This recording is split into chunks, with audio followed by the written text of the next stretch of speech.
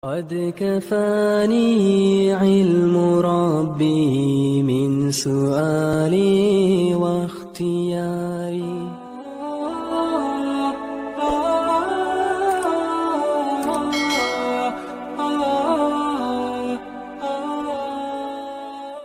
Fatawa'at lahu nafsuhu qatla akhih. Tawwa'a itu daripada kata yakni taat. Tapi kalau tawwa'a memaksa taat. Bila mana disebut memaksa taat berarti ada perlawanan. Kalau tidak ada perlawanan maka tak perlu ada paksaan. Tapi karena ini dipaksa untuk taat, berarti ada perlawanan yang terjadi di dalam perasaan Qabil ketika ingin membunuh kepada Habil. Masa nak bunuh tuh, dirinya tahu, iya aku buat kalau aku bunuh aku berdosa, aku masuk neraka, ini pun adik aku juga. Secara naluri, tapi hawa nafsu yang menguasai, hasad dengki yang menguasai, memaksa kepada hawa nafsu tadi kepada dirinya yang masih setengah-setengah. Macam mana aku nak bunuh ini adik aku? Macam mana aku nak bunuh sementara pembunuhan itu salah? Macam mana aku nak bunuh sementara hukuman itu akan kena kepada aku? Dia agak teragak-agak, tapi karena hawa nafsu menguasai, memaksa kepada dirinya untuk bertindak dalam pembunuhan. Fatawwa'at lahu nafsuhu qatla akhi. Hawa nafsunya paksa kepada dirinya untuk membunuh kepada saudaranya. Yang membunuh bukan hawa nafsu. Hawa nafsu paksa saja. Yang melakukan tindakan pembunuhan ya tangan. Demikian juga kepada anggota badan yang lain. Ini mata.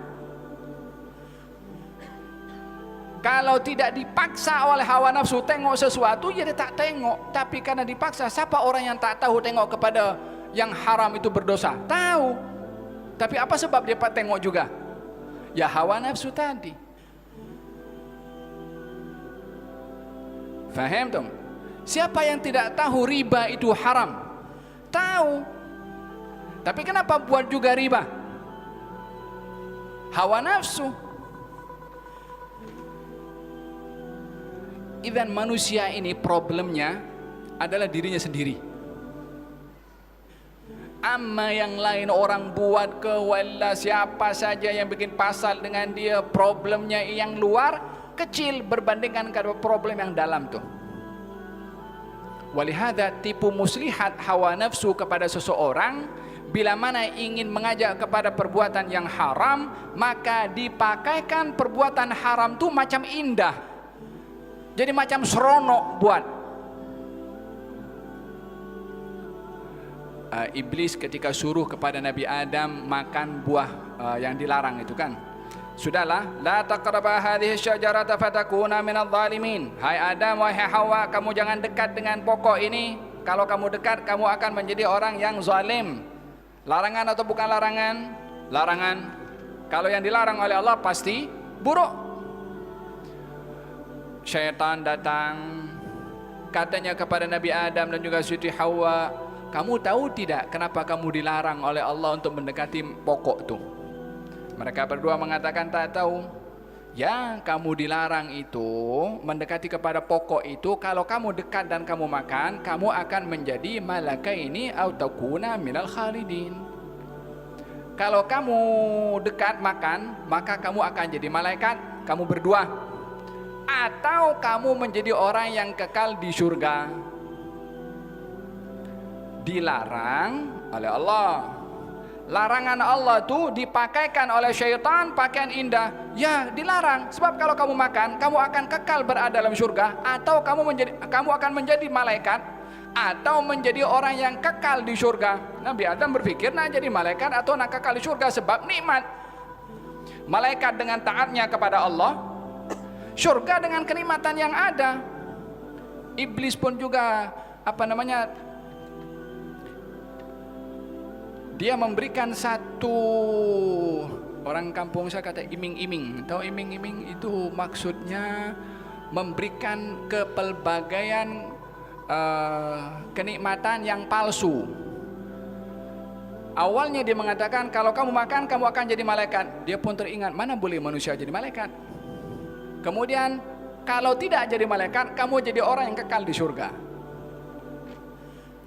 Yakni dua pilihan yang nampak secara zahir, dua-duanya adalah perkara yang indah. Maka Nabi Adam buat tak buat? Buat. Yang pada akhirnya dikeluarkan oleh Allah Subhanahu wa taala daripada surga. Apa yang membuat Nabi Adam terlepas daripada qadar Allah, sunnatullah, iradahnya Allah, terlepas daripada itu? Usaha tipu muslihat syaitan ketika ingin mengelirukan Nabi Adam adalah menghiasi perkara yang mungkar menjadi nampak indah. Di antara, dan ini adalah tazyinul a'mal, wa zayyana lahumus syaitanu a'malahum. Syaitan menghiasi amal perbuatan mereka untuk agar supaya nampak indah. Amalnya buruk, yang akan dibuat buruk, tapi dipakaikan pakaian yang indah sehingga tak nampak buruknya.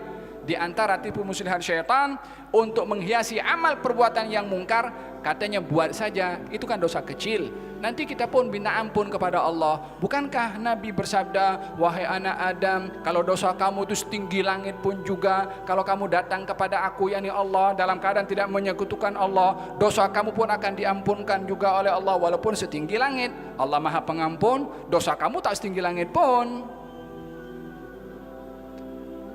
Bukankah manusia ditipu oleh siapa? Ya oleh dirinya sendiri. Kenapa ditipu oleh dirinya sendiri? Siapa suruh dengar syaitan? Faham tom? Itu apa namanya, anak-anak beranak kepada Nabi Yaqub alaihissalam. Katanya mengatakan kepada siapa? Mengatakan kepada satu dengan yang lain. Idh qalu la Yusufu ahabbu ila abina minna. Apa bapak ni? Dia sayang Yusuf lebih daripada kami. Wa nahnu usbatun. Kita ni kan orang-orang yang kuat. Dia pun sendiri tahu kalau orang itu dirinya kuat dan mampu, sementara Yusuf itu masih kecil yang lemah, sehingga diberikan perhatian karena kelemahannya oleh Nabi Yaqub. Dia tahu, tapi karena hawa nafsunya mahu menuntut yang lebih daripada yang sepatutnya dia sedar sebagai seorang dewasa, maka melihat kepada abahnya atau ayahnya sebagai seorang yang dia pilih kasih. Dia sayang kepada Yusuf lebih daripada kami. Kemudian apa? Inna abana la fi dhalalin mubin. Ini abah kita dah tak betul, dah sesat dengan sesat yang nyata. Allah tadi kata pilih kasih, lepas tu sesat yang nyata. So macam mana? Katanya uqtulu Yusufah. Baik, kita bunuh Yusuf. Adik-beradiknya juga. Tengok bagaimana hasad dengki itu. Uqtulu Yusufah. Satu yang lain mengatakan, awil trahuhu ardan yakhlu lakum wajhu abikum. Atau campakkan saja ke mana negeri, yang penting dia tak nampak oleh ayah kami. Yang penting ayah kita nampak kita je. Ini Yusuf hantarkan entah di mana. Kemudian watakunu min ba'dihi qauman salihin. Lepas kita campakkan Yusuf tu, lepas tu kita menjadi orang yang baik. Ini maksudnya kita bertaubat kepada Allah Subhanahu wa taala dan menjadi orang yang baik. Yakni berazam untuk menjadi orang yang baik sebelum merancang untuk perbuatan yang jahat. Yang dirinya tahu berbuat jahat akan mendapatkan hukuman, yakni dia seakan-akan mengatakan bagaimana ya, orang yang tahu kalau berbuat sesuatu akan dipenjarakan. Lalu dia mengatakan, kita buat saja, kita pasti tak lama di penjara, atau kita pasti selamat daripada penjara. Sementara dia itu tak tahu, tak boleh memberikan garanti, jaminan kepada dirinya kalau akan terselamat daripada hukuman. Ini bahagian daripada manipulasi seseorang kepada dirinya sendiri, tazyinul amal, menghiasi amal perbuatan yang salah untuk dibuat agar supaya tidak merasa bersalah.